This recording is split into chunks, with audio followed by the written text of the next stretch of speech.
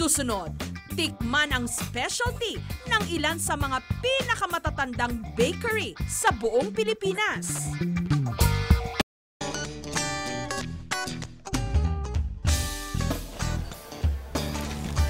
Bawat maliit na bayan sa Pilipinas, siguradong may maliit na panaderya, mga institusyong maituturing, lalo pa yung mga tumagal at hanggang ngayon patuloy na naghahandog sa atin ng masasarap at maiinit na tinapay. Hinanap po namin ang ilan sa mga pinakamatatandang panaderya sa buong Pilipinas at narito ang ilan sa kanila. Sa Haro, Iloilo, matatagpuan ang isa sa pinakamatandang bakery hindi lang sa Iloilo, kundi sa buong Pilipinas, ang Panaderya ni Paa. Lahat ng kanilang tinapay isinasalang sa antigong pugon. Nakakadagdag raw sa lasa ng tinapay ang lasa ng mga karne, manok at isda na iniluluto rin sa pugon.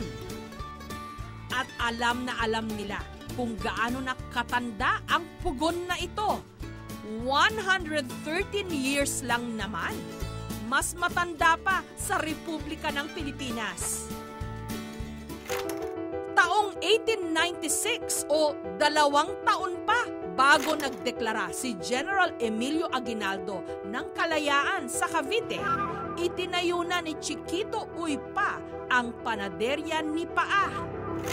Nagpapalit-palit ng araw ng mga mananakop ang bansa, ang bakery ni Paa nanatiling matatag.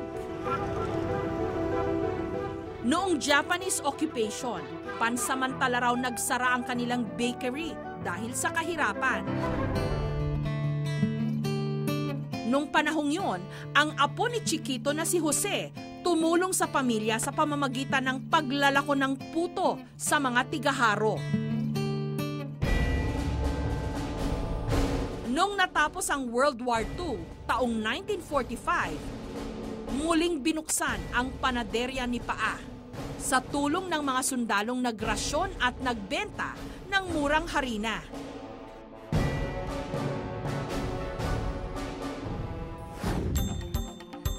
Ngayon, 82 years old na si Lolo Jose, pero itinataguyod pa rin niya ang minana niyang negosyo mula sa kanyang lolo. Amon nga pangita tao, amon desisyon masira na. O galente, tamong tao pangita, sige ang luto lang pag... Namit ang pandesal ni Paa. Dahil sa kanilang panaderya, nakapagtapos ng kolehiyo at nakapag-ibang bayan pa ang mga anak nila Lolo Jose. Dito sa Bacolod,